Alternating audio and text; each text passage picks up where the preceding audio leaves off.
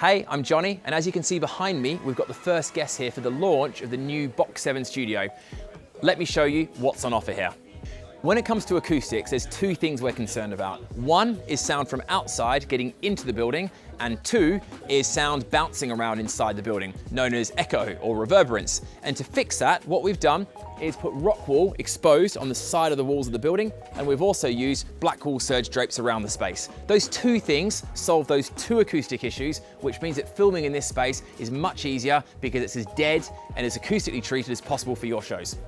We expect most people to hire Box7 on a dry hire basis. This means that we give you the keys and you do pretty much what you want. But sometimes you might want some equipment set up here in advance of you coming in. In today's example, we've set up a big LED video wall supplied by PYTCH next door. And this is for using as a backdrop. So instead of using a physical set piece or a print graphic, you can get a video screen, showing it whatever you want, and that forms the backing to whatever you're filming. Access has been a major design consideration with the Box7 space. Some people need to get cars in, some people need to get set pieces in, or A-list talent. And you might also have film production crews and also guests coming along. So at the back of the building, we've got a large roller shutter door that opens out onto a private yard, as well as a rear fire exit door for the talent to come in through. At the front of the building, it's a separate private access point right next to off-street parking. So you've got multiple points to get into the building and multiple points to get back out again.